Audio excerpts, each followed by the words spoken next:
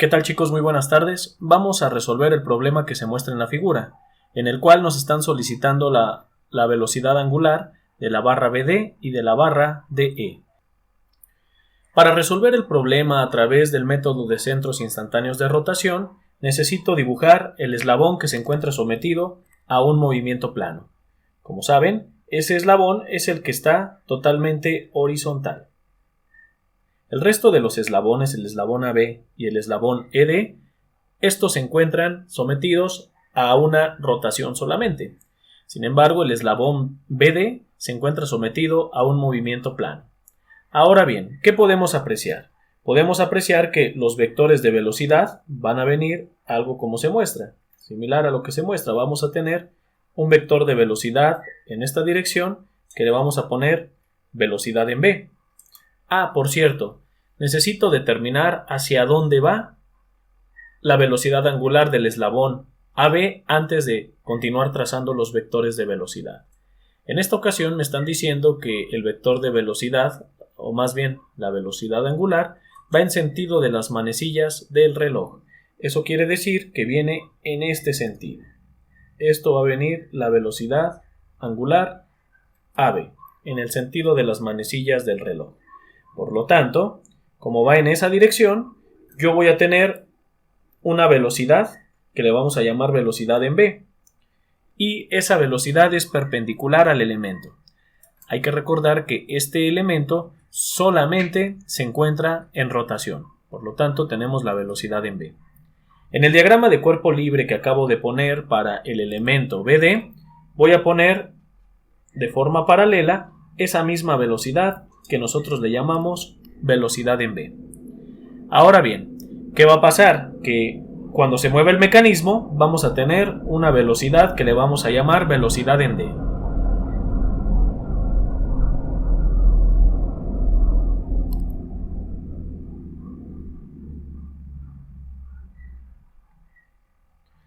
Esta velocidad en D va a ser necesario también ilustrarla en el diagrama de cuerpo libre.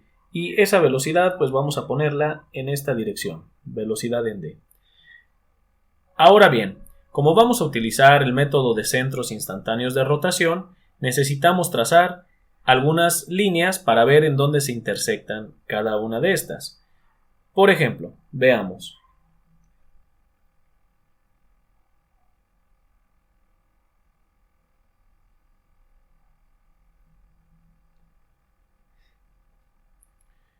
Vamos a comenzar trazando una línea perpendicular a cada una de las velocidades.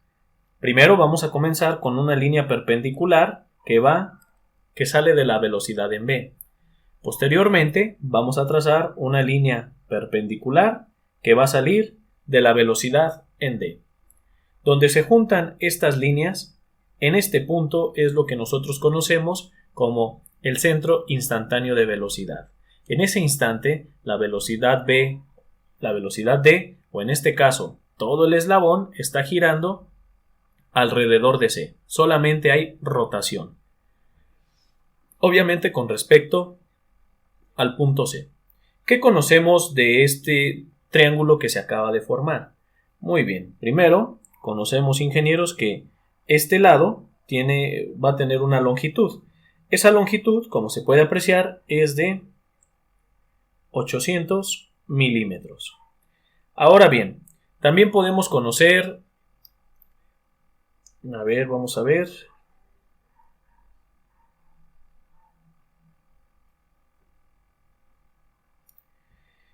Algo que podemos conocer es alguno de los dos ángulos, ya sea este ángulo que nosotros le llamamos alfa o este ángulo que nosotros le llamamos beta. Alfa va a ser el ángulo complementario de la velocidad en B con respecto a la horizontal. Vamos a calcularlo para que vaya quedando esto más claro. Hay que observar. Primero vamos a calcular el ángulo de la velocidad en B con respecto a la horizontal. Si nosotros hacemos eso, a partir de nuestro dibujo yo voy a prolongar algunas líneas adicionales, las cuales siguen la trayectoria de los eslabones, así como se muestra. De aquí yo puedo encontrar el ángulo que va a existir del eslabón AB con respecto a la horizontal. ¿Y cómo le voy a llamar a este eslabón? A ese ángulo le voy a llamar teta. ¿Cómo podemos calcular teta? Tenemos el cateto adyacente y tenemos el cateto opuesto. Por lo tanto, teta va a ser igual a ¿qué? Va a ser igual a la tangente inversa del cateto opuesto. El cateto opuesto se sabe que son 800 milímetros, mientras que el cateto adyacente es de 400 milímetros. Si introducimos esos valores a la calculadora, vamos a tener que el ángulo teta nos va a dar un valor de 63.43 grados. Eso quiere decir que este ángulo que es opuesto por el vértice, también vale teta. Entonces, si nosotros sacamos el ángulo complementario, vamos a tener que es de 26.56. Este ángulo 26.56 grados. Entonces, el ángulo de 26.56 grados es el ángulo de la velocidad en B con respecto a la horizontal. Si nosotros prolongamos algunas de las líneas que se muestran, esta línea verde va en la misma dirección del eslabón. Esta línea que acabo de poner va en la dirección de BC y vamos a poner una línea roja para expresar la dirección o la línea de acción de la velocidad en B. Por lo tanto, sabemos que el ángulo que hay entre la horizontal y el ángulo de la velocidad en B es de 26.56 grados. Sin embargo, como sabemos, el ángulo que se encuentra aquí es lo que nosotros le llamamos teta y es de 63.43. ¿Por qué? Porque hay que recordar que la línea BC es perpendicular a la velocidad. Y entonces, ¿eso qué quiere decir? Que, como pueden apreciar, teta es un ángulo opuesto por el vértice que nosotros le llamamos alfa. Y por ser opuesto por el vértice, eso quiere decir que alfa va a tener un valor de 63.43. Alfa es igual a beta. Son ángulos opuestos por el vértice. Ahora pasemos a beta. Vamos a calcular beta. Para ello, nosotros vamos a trazar algunas líneas en nuestro elemento. Por ejemplo, voy a trazar una línea que viene horizontal en la misma dirección del elemento. También voy a trazar una línea que viene en la dirección del otro elemento de E. Y vamos a trazar otra línea que trae la dirección de la velocidad en D. La vamos a trazar de manera punteada. A este ángulo que tenemos aquí le vamos a llamar phi. Y entonces ese ángulo phi va a ser el mismo que este ángulo phi que nosotros tenemos aquí. Pero hay que calcularlo. Se sabe que phi va a ser igual a la tangente inversa del cateto opuesto. Entonces el cateto opuesto es de 500 milímetros. Y el cateto adyacente es de 400 milímetros. Por lo tanto, al hacer la operación de la tangente inversa de 500 entre 400 milímetros, se va a obtener un ángulo de 51.34. Esto está en grados.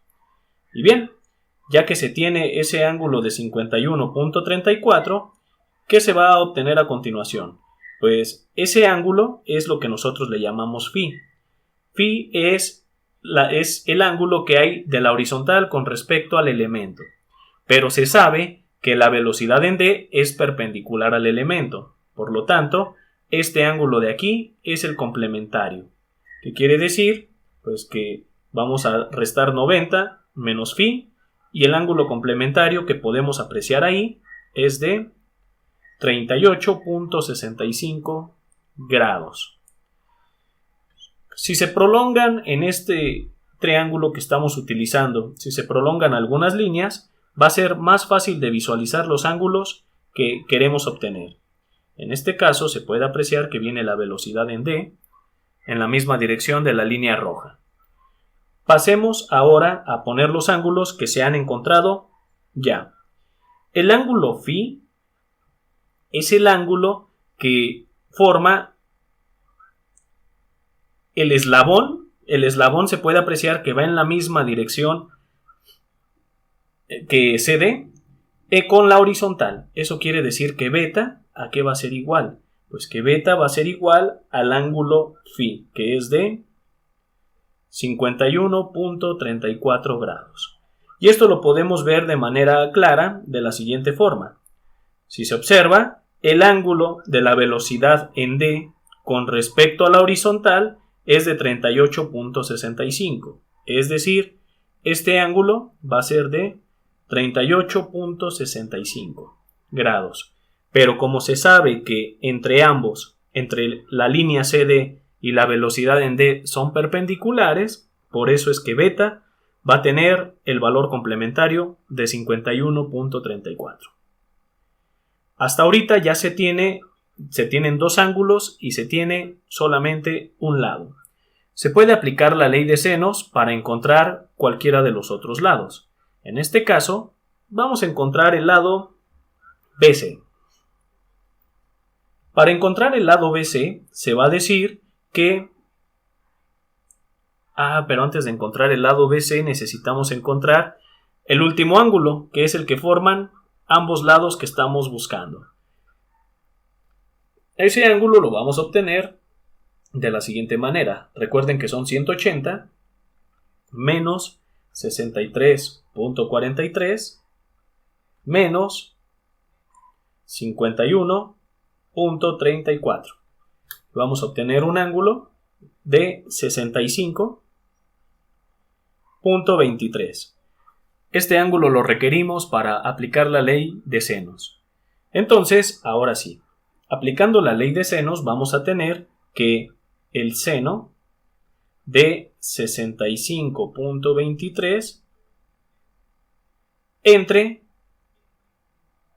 el lado opuesto a ese ángulo, que son los 800 milímetros. ¿Va a ser igual a qué? Va a ser igual al seno de 51.34. Esto va a ser entre BC. De esta ecuación es posible despejar BC, desde luego, y va a quedar de la siguiente manera. BC va a ser igual al seno de 51.34 multiplicado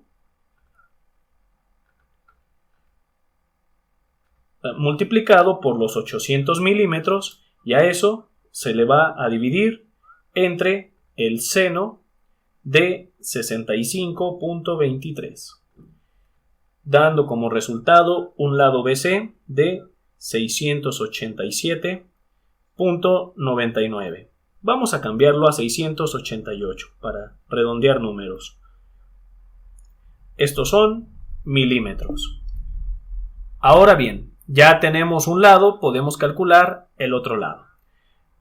Utilizando un método similar, aplicando la ley de senos, vamos a tener que ahora 800 milímetros entre el seno de 65.23 va a ser igual a ¿qué?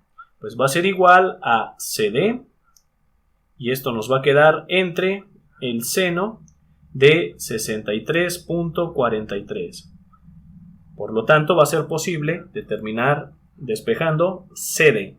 Y para encontrar CD, pues vamos a tener que son los 800 milímetros por el seno de 63.43, y eso lo vamos a dividir entre el seno de 65.23. Nos va a dar como resultado un lado de 788 milímetros. Como ya conocemos la distancia que hay de la velocidad al centro instantáneo, y como sabemos también que ese eslabón está girando solamente, no se está trasladando, está girando alrededor del centro instantáneo de rotación, debemos de recordar que hay una ecuación que nos dice que la velocidad es igual al vector de posición por la velocidad angular. En este caso, yo necesito conocer la velocidad en v. Primero, esa velocidad en v, ¿cómo la vamos a obtener? Vamos a decir que la velocidad en v es igual a el vector de posición. El vector de posición va a ser la hipotenusa, o más bien, pues sí, es la dimensión de este eslabón. Y entonces, como se puede apreciar, se puede sacar a través del teorema de Pitágoras esa dimensión, lo cual va a ser 400 elevado al cuadrado más el cateto opuesto al ángulo θ, que es de 800. También se van a elevar al cuadrado y a ambos, a esa sumatoria, se le saca raíz y se va a tener una dimensión de 894.42 milímetros. Ahora bien, ese vector de posición se va a utilizar ahora y vamos a tener que es de 894.42 milímetros por la velocidad angular. Pero atención, ya me la dan en radianes, perdón. Y vamos a tener que es 4 radianes sobre segundo. Por lo tanto, vamos a tener una velocidad en v de 3.577 milímetros sobre segundo. Ahora, ¿por qué ocupábamos la velocidad en v? Porque a través de la velocidad en v es que se va a poder obtener la velocidad angular del eslabón BD. ¿Y cómo se va a obtener? Porque ahora, si se observa, como sabemos que está en un instante de rotación, en el diagrama de cuerpo libre, en el diagrama de cuerpo libre que trazamos, tenemos que la velocidad en v va a ser igual a ¿qué? Va a ser igual a el vector de posición por la velocidad angular. En este caso es la velocidad angular. Bueno, voy a ponerlo con las letras que son. Nuestro vector de posición, ¿cuál va a ser? Si se encuentra solamente en rotación ese elemento en el instante mostrado, alrededor del centro instantáneo, el vector de posición se va a llamar BC. Se puede apreciar que es perpendicular a la velocidad. Y ese vector BC lo vamos a multiplicar. Bueno, no es vector, es una magnitud del vector de posición. Y esto lo vamos a multiplicar por la velocidad angular, que le vamos a llamar velocidad angular BD. De aquí se va a despejar la velocidad angular BD y se va a tener que es igual a la velocidad en v, la cual es de 3.577 milímetros sobre segundo, y esto se va a dividir entre la magnitud del vector de posición, que es la distancia BC. Nosotros ya lo conocemos, que es de 688 milímetros. Por lo tanto, si nosotros hacemos esa operación, vamos a tener una velocidad angular de 5.2 y esto es radianes sobre segundo. Hasta ahorita ya tenemos la velocidad angular BD. Me falta la velocidad angular del vector D. ¿Y cómo se puede obtener esa? Pues se puede obtener de la siguiente forma. Se sabe que la velocidad, vamos a ponerlo un poco más para acá, la velocidad en D, ¿a qué va a ser igual? Va a ser igual al vector de posición, pero en este caso la magnitud del vector de posición es CD. Y CD tiene un valor de 788 milímetros. Y después esto se va a multiplicar por la velocidad angular. Y la velocidad angular en el elemento BD sabemos que es de 5.2 radianes sobre segundo. Por lo tanto, se va a tener una velocidad en D de 4.097.72 milímetros sobre segundo. Esa es la velocidad en D. ¿Y cómo salió de dónde salió esa velocidad en D? De este diagrama que nosotros acabamos de formular. Sin embargo, no ha terminado el problema, porque no me están pidiendo la velocidad en D, me están pidiendo la velocidad angular DE. Sin embargo, de manera análoga podemos hacerlo, como lo sacamos la otra velocidad angular. Vamos a decir que la velocidad angular de E va a ser igual a la velocidad en D entre el vector de posición de E. La velocidad en D ya sabemos que es de 4097.72 milímetros sobre segundo, y eso lo vamos a dividir entre el vector de posición de E. Ese vector de posición de E es este que estamos marcando a continuación en los eslabones, y necesitamos calcularlo. Es la hipotenusa del triángulo, donde vamos a tener que un cateto es de 400, lo cual lo vamos a elevar al cuadrado, y lo vamos a sumar con el 500 elevado al cuadrado para posteriormente sacar raíz. Se va a tener una longitud de 640.31 milímetros. Eso quiere decir que vamos a tener que es 640.31 milímetros. Como pueden apreciar, los milímetros se van a hacer uno, o como dicen coloquialmente, se cancelan, y vamos a obtener como resultado una velocidad angular de 6.39, y esto nos va a quedar en radianes sobre segundo. Y listo, ingenieros. Hemos calculado las velocidades angulares que el problema nos ha solicitado.